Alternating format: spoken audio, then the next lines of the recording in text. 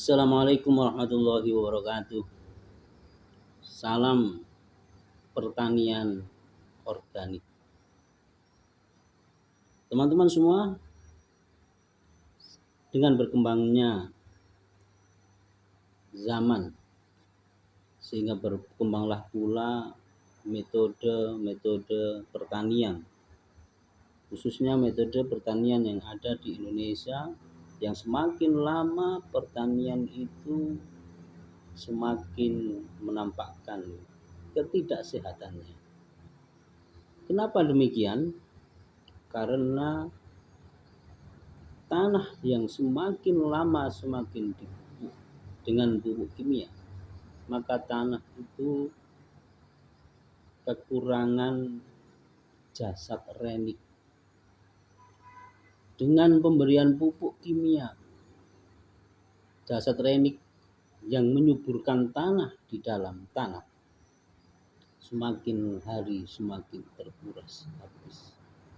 Sehingga jasad renik itu yang membantu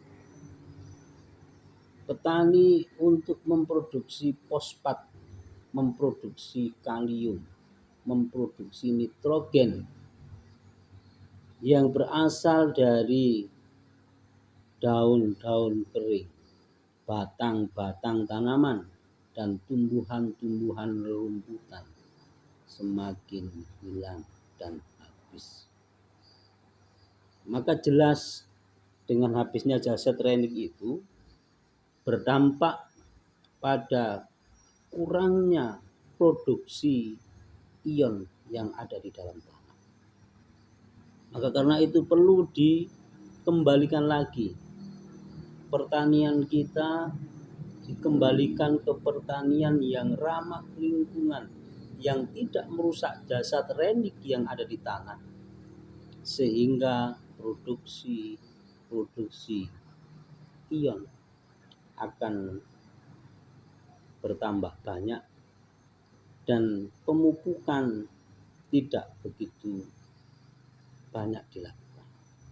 Oleh karena itu saya akan perkenalkan sebuah pertanian yang kita sebut dengan nama PB, pertanian berkelanjutan, yang mana pertanian ini adalah pertanian yang ramah lingkungan, tidak merusak jasad renik yang ada di tanah, tidak merusak hewan-hewan yang membantu petani, dan juga tentunya akan menghasilkan sebuah tanaman yang sehat, alami, dan akhirnya buah yang dihasilkan dari tanaman itu lebih sehat dibandingkan dengan buah-buah yang dihasilkan dari tanaman konvensional yang dipupuk dengan pupuk kimia. Oleh karena itu, akan kami mulai dari sekarang akan kita mencoba mempraktekkan pertanian organik yang disebut dengan pertanian berkelanjutan. Yang jelas saya tidak sendiri, karena pertanian ini sudah berkembang dan sudah saya kenal mulai tahun 2004, yang mana dibawa oleh Veco Belgia, sebuah NGO internasional yang mana di Indonesia ada kantor pusatnya di Bali. Dengan pertanian berkelanjutan yang dibawa Veco ini, maka Veco Indonesia yang ada di Bali juga menyebarkan LSM ke seluruh kota di seluruh Indonesia, yang jelas yang mau atau yang mengenal dengan pertanian berkelanjutan ini, dengan pengalaman-pengalaman dan adat istiadat lokal, dan juga banyak mengambil dari pengalaman-pengalaman petani-petani yang ada di daerah masing-masing.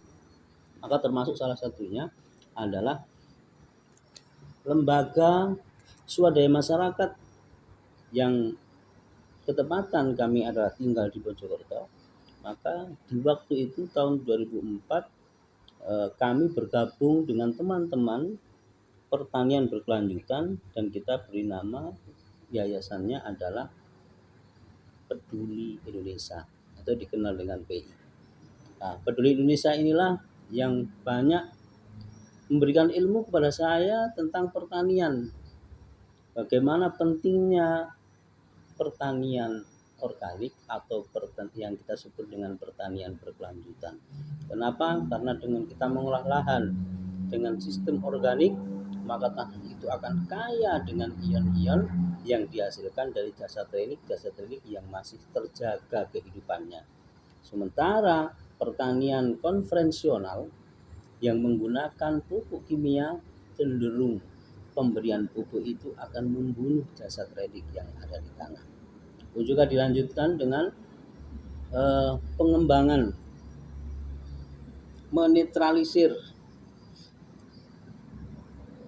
tanaman-tanaman yang memang membutuhkan pupuk banyak, seperti tanaman-tanaman hibrida. Memang dirancang tanaman ini adalah tanaman yang bagus tetapi membutuhkan pupuk yang banyak.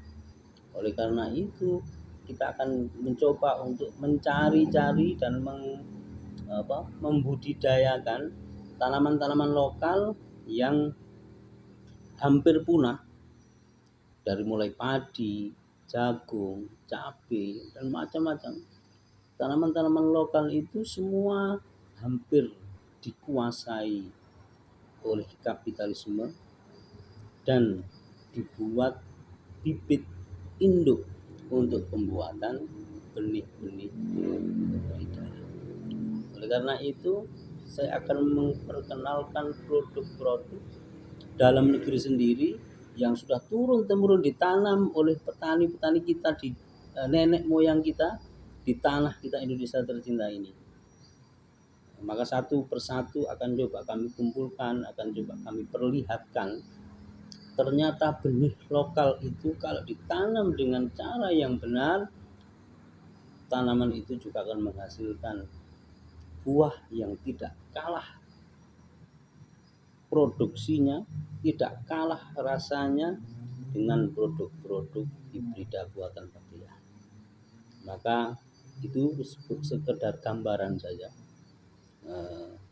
Yang jelas pertanian berkelanjutan akan menghasilkan buah atau tanaman sayur yang sehat untuk tubuh kita, karena di dalamnya tidak mengandung unsur kimia yang berbahaya. Maka semua akan kita kumpulkan, tanaman atau pupuk-pupuk ataupun obat-obatan yang kita buat dengan secara alami. Nah, tidak hanya organik dari nabati saja, tapi juga akan kita gabungkan dengan organik dari hewani, dan juga akan kita buatkan anorganik, pupuk-pupuk anorganik tapi yang tidak mengandung kimia berbahaya. Seperti contohnya adalah kapur pertanian.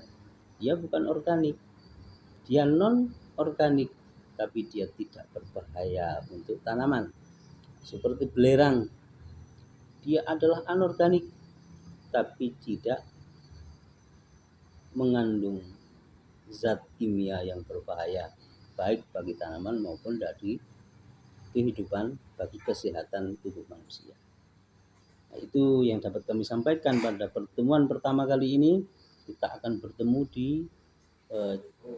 pertanian berkelanjutan season kedua. Assalamualaikum warahmatullahi wabarakatuh.